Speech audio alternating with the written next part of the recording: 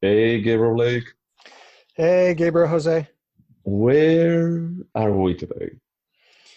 We are still in our apartment. We're never So, going to leave. never? Are you sure Someday. about Apparently August. Maybe August. that? Maybe August. I mean, we should actually sometime like think about, I don't know, like doing something outdoors. I'm down. My personal life has been a little crazy lately, but it's settling down. So Good, good. Yeah, we should coordinate after this. But yeah, what did we watch today? why don't you tell us, since it was your 2.5 hour pick?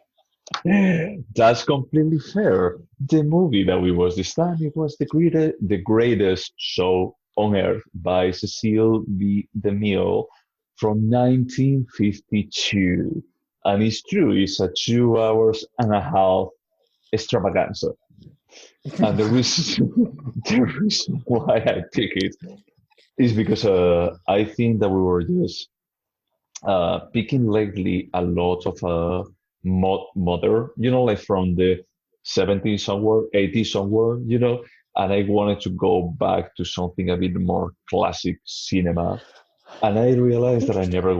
I never watched anything by Cecil B. DeMille. The only reason what I know about him is because he's supposed to be one of these icons when it comes to a classic golden age of Hollywood, and at the same time, his appearance in Sunset Boulevard. I mean, all of those classic directors are ultimately disappointments to me, like Cecil B. DeMille, Hitchcock.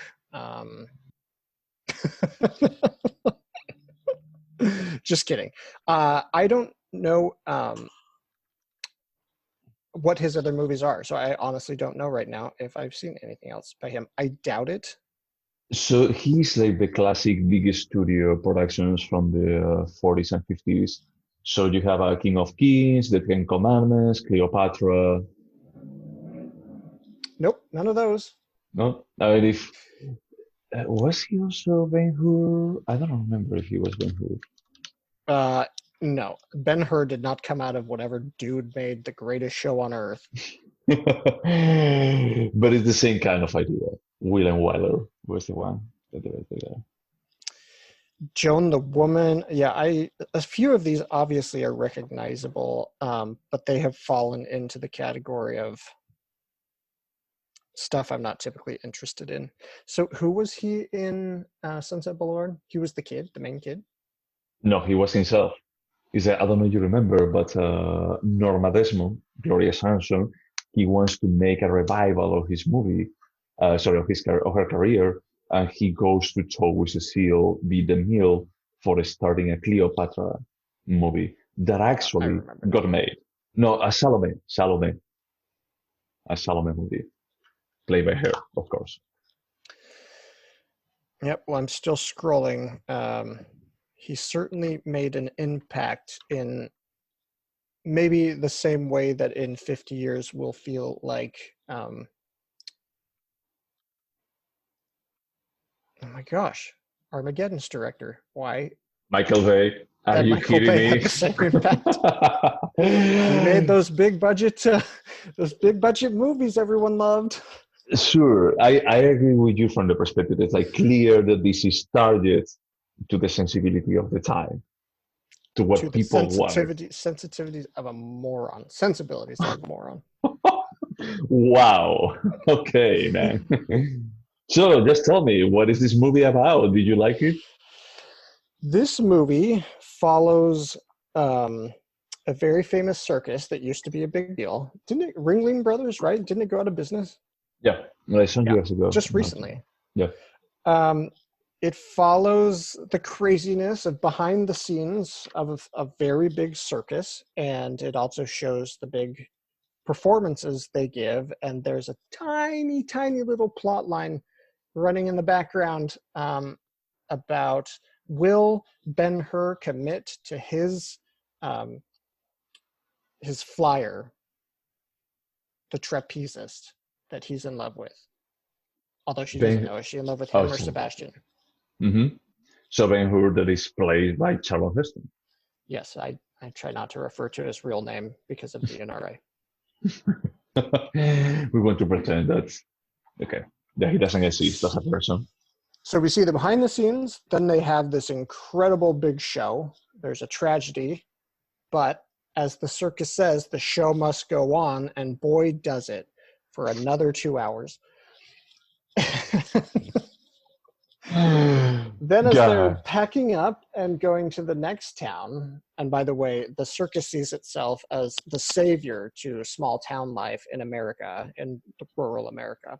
Hmm. There's a train wreck, and it's a huge tragedy, and they don't know if they're going to be able to make that little town happy, but do you think they were able to pull it together? They Hmm. sure were. So how did you feel? How did you feel about the train wreck scene? um Not some about. of it was awful, some of it was really impressive. Like, do you remember when the lion crawls out of the wreckage and Yeah. it was clearly like a real lion? I was Yep. like, holy And the shit, this is cheetah, awesome. and the lionesses, and the And the monkeys. Yeah. monkeys. Yeah. But the crash itself is just so fake. It's like, I don't know if you ever saw the show Mr. Rogers. No, but I heard about it. I saw the documentary last year. So at points in time, the show changes into a puppet world and everybody Mm. travels by train. It looked just like that kid show from PBS in the 80s. And I was like, and this is considered a classic? What? Well, PBS did it 30 years later after the greatest show on earth did it. To be fair, to be completely fair, you know. No, what I was asking for is because when this was happening, the only thing that I could think about it was not about like, oh, those people may die. No, I was thinking about like, think about the poor elephants. What is going to be like happening with them? Those Yeah. gigantic animals is Hmm. that they are not felines that they can adapt and jump. And I really loved I don't know if you call it a sense of irony, but after Sebastian had his terrible fall and then Ben Hur was dying, only Sebastian had the AB blood, and then the secret doctor saved saved the day. Yeah, I mean, I have to say that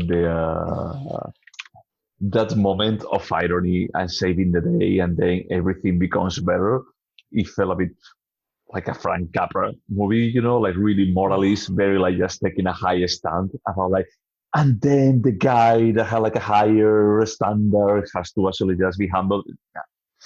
I look, the script is just a justification for just putting the circus life on the big screen. Uh-huh. And okay, how did you like the movie, Jose? So the thing is like I can only look at it as a testimony of his time. No, you don't. You're smarter than that. You can look at it in many different ways. I can, but it's like if I can only just say something positive about it, it's like I think that is like from that perspective. If Oh, I see so, what you're saying. it's Okay. like it's what I was telling you. It's like I think that it's a bit of a is really targeted to the people on the 50s, especially because I think that is like what 52 or 59, 52. I think at 52. Yeah. Yeah, so it's still like fairly early on, when it comes to color cinema. And I had the feeling that they tried to transmit what they were trying to do is they just transmitting the impressiveness of what the circus was and how impacted the American population. I completely agree. I think it was a piece of propaganda that Yeah, the studio was like, we're going to tell an all American story about overcoming adversity and the hero's going to win. And we're going to do a huge commercial for the Ringling Brothers. yeah, and I think that from the perspective is like I think that it does a good job. Is like a part of me feels like, oh yeah, it would be cool to actually go to see an all, like all the school circus, and it's like, no, just think about all the abuse of animals that they used to do. It's like maybe you shouldn't. That was my thought. All of those animals, I'm like, they are beaten, they are not fed right. It's literally like a crisis of animal cruelty, and that's the reason circuses stopped. Then there Yep. was all the sexual harassment that was like done in the show when that gorilla stopped the woman from performing so he could bend her over her knee and start spanking her while the audience laughed. Like, it just all felt like, no, this What is about awful. What about the joke when they say that we have to remain on the black, and the girl with the really strong jaw says like, "Oh, I thought that you meant that we had to do everything in blackface." Yeah, it was like, no, this didn't age well. But it's once again, I had the feeling, and I know that we're like pretty different on this. We're like a different opinion on this. Is that the story just embraces the melodrama, but embraces to a point that is absurd because Holly is in love with everyone. Well, with Yeah, everyone, like with the great, Holly with is the. super into Ben-Hur, and then the other guy flirts with her, and she's like, Oh "But yeah, I'm in love seriously, with you. you Yep, have to marry me, or else I'm going to go with him." As yep, if that, oh, those are my options. yep. And then before the train wreck, is like the guy is telling her, is like, I want to marry you. But one scene later is that, oh no, now I actually forgotten about her and I'm like just hitting this girl again. And I know you don't have as much an issue with that, but I cannot stand when characters in movies are not full human beings. They're just these like Oh, no, no, no. ideas. I'm aware of that, but it's like I had the feeling that the whole movie, everyone that is on the screen, but besides that, is that this movie has a really good cast. It's like until they didn't show up the picture of the clown without the makeup, I didn't realize that that was James Stewart. And when it's just like, why are they showing a picture of James Stewart that he's not in this movie? And then I went to Yeah, check. It's like, his oh, I voice is actually so James Stewart. distinctive to me that I Oh, gotcha. immediately knew it was him, and I was like, okay, well, I see where the big surprise story arc is. Yeah. Why does he No. always have the makeup on? So everyone that is in this movie, everyone that is acting, is just a vehicle for just displaying how great circus used to be. Is they just trying to sell on this kind of nostalgic value of okay, the circus was like this kind of revitalizing event that it used to happen in small And I America. was it World War II that they were referring to in the very beginning, where they were considering not doing a full season because the world was upset, and um, Ben-Hur is like Charleston Heston is like, we're not going to not do a full season because the country has an upset stomach. We're going to go and make them feel better. Yeah, I think so. My opinion of that movie was doomed at that moment. It was like there is no way for you to come back. To be honest, like an hour into this circus performance, I got more upset at you than I did with Celine Dion Goes Boating, and I was so pissed off at you after watching Celine Dion Goes Boating. Look, I get it. I mean, there like something is that it also like really got me in 48 is like okay, you have like a. It's clear that you have like an insane budget for this movie. That you're able to just display these, like the production value is amazing. But why do you use green screen so Yeah. often? In a sense that you don't need it, is that you can just put like the actors in front of the audience. There is no need for you to actually record this with a green screen. And that felt like so cheap, almost as cheap as the train wreck. To me, I had the idea that it was like watching the 1915 Olympics and seeing that the first person was able to run 100 meters in like 35 seconds because that's what was impressive at the time. And now we're like, oh, well, the human body can do it in 3 seconds. So I'm Well, just not in not three, but impressed two. that the circus, it just wasn't impressive to me. It's not impressive. Their performances weren't that good. The Okay. sets were not that good. Okay. No, honestly, it's like when I was watching, it's like I wonder how Blake is going to feel about this because the story is a melodrama, like a really, really bad melodrama. And the only selling value that probably the studio was thinking, Paramount was thinking about, is that people are going to be connecting with this because everyone loves the circus. Yeah, and it was a big deal at the time. And all joking aside, I get why it was a big deal at the time. Interesting enough, the New York Times Movie Review gave it a glowing review, and they just would not stop talking about the Technicolor. Beautiful, beautiful Technicolor. And I Yeah. didn't feel like the color was that impressive compared to something like The Wizard of Oz. Well, the Wizard of Oz, I think that the problem there is like it goes crazy all out with it. is that they Yeah, that's saturate the true. These are colors. more real colors. Yeah, they saturate the colors to a point that is like this is not real. But it's like they were going after that after all. But it's like on this one they were trying to just portray how mesmerizing the circus can be. So it's that they are like vibrant colors, but they never feel unreal.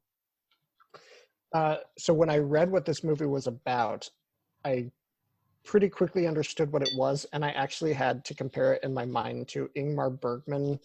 But I'm not joking. You laugh, but he did this exact thing Oh.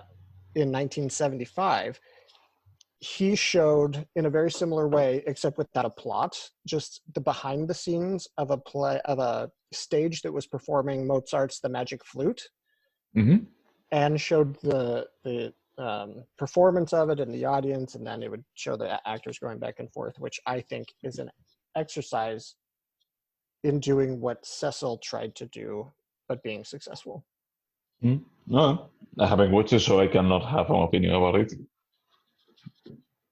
But yeah, so what is your score? Or do you think that we have to talk about it a bit more? I don't know what else there is to say. I mean, Okay. it's there's nothing to it. It's really a celebration of what the circus was and how popular it was, and how much that resonates with you today just depends on how much you love classic cinema and can improve things in your mind while you watch it. Okay. So what would you score it? No, I chose this movie. I picked this movie, so I think that is like your score first. I've thought about this for 2 days now. 1. This gets a 1. Are you kidding me? I hated this movie. So you think that it's as bad as The Room? What did I give The Room? 1. And you gave a 2.5 to Celine Dion Goes Boring. Yeah, because there was at least some intelligent thought behind Celine Dion Goes Boring. I'm not that sure, but sure. Okay, well, you're right. It's better than The Room. No, but you can. It's fine to leave the 1. You know, it's like I just want to highlight is that it's the I was same only going to go score. to 1.5. So. Don't go crazy. Okay, I think that this is like the biggest difference that we had in a very long while. Because for me, it's like I acknowledge that the story is just a justification for just putting the circus on the screen for 150 minutes. But it's like at least for the time that this was recorded. And albeit I think that is a big failure on the cinema spectrum, I think that is an enjoyable failure. I don't know if I will watch it again, ever again. So you wouldn't watch it again? Would you recommend it to anyone?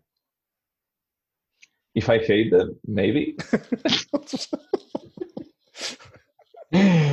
But as you were saying, I think that was like a really good preface. If you like classic Hollywood cinema, you could get your mileage will vary.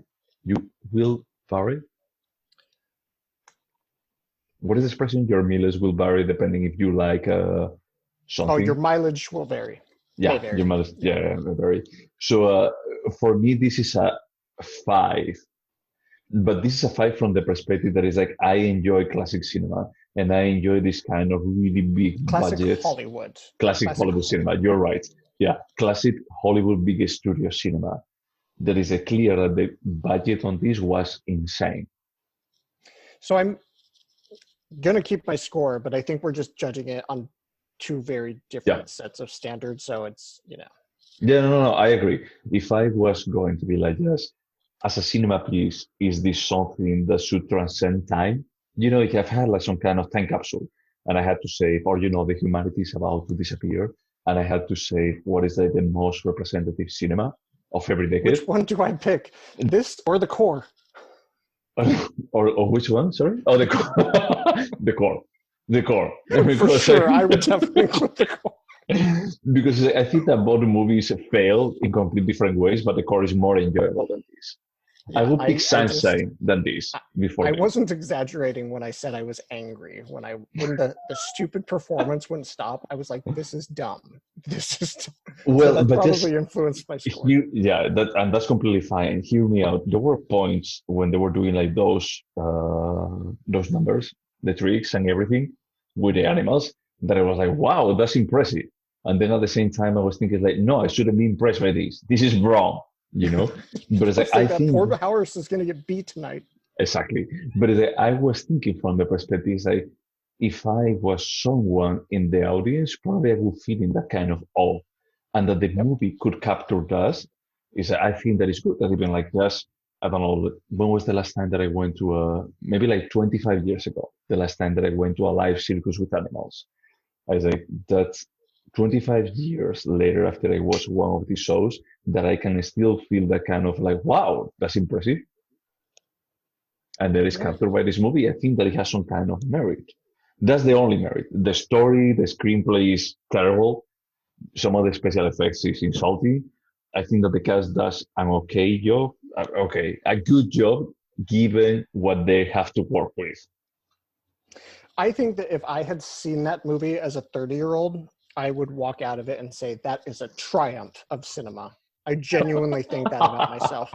But my current self is just not impressed by the 1950s circus. So there No, you go. no, that's completely fine. That's completely fine. So just tell me, I before we actually finish this, but one of the questions that I had is like, what was your perspective on the circus when you were growing up? The circus. So I grew up in Idaho, and in southeast Idaho, which is pretty rural. Mhm. They didn't have the circus come through. I think we were too out of the way, but we had like a yearly fair, which I Oh, think most places do. mhm. And I loved it growing up. I thought it was great. So do they have like animal shows and everything? I mean, not like lions and stuff, but they would have like bands perform, and they would have a whole bunch of rides and games you could play, just like in this movie. It was a very like, festive local celebration. I actually never saw the circus. I don't think I saw the circus unless it was like by the side of the freeway until I moved to San Francisco, and I was working in the armpit of Oakland over behind that Walmart by the airport, and a circus popped up right by the side of the freeway, and it was one of the saddest things I've ever driven by. It just made me so depressed. But Alright, it was alright. also wasn't the Ringling Bros. So Yeah, those ones stopped like some years ago. You're right, like 3 or 4 years ago, not that long. But yeah, I don't know. I was just curious. That was the only part that I was curious because one of my favorite TV shows ever is Carnival from HBO. I think that I'm just too young for the circus. You would have to ask my dad, I guess. I mean, don't ask him now. He can't talk. Yeah, probably now. Yeah, it's gonna be the best time for Maybe us I'll here. ask my mom. Okay, did the circus come to town when you were a kid? But it, Yeah, it wasn't part of my childhood in Oregon gotcha, or Idaho. gotcha. That's interesting. I mean, because the thing is like this presents the circus as this kind of centerpiece. And is that centerpiece maybe in the 50s, maybe it was okay, in the 60s, 70s, and 80s, I think that it went like completely down the hill, like declining completely. I'm sure people's interests went away, and yeah, I don't know. I mean, the Yeah. idea of the circus is ingrained in my mind as an American. I mean, Fellini did a lot of circus movies. That was great. Yeah, that's right. Yeah, maybe we should check those out. What's the saddest one? I don't remember, but I liked that movie a lot. Okay, we can check it out. No problem.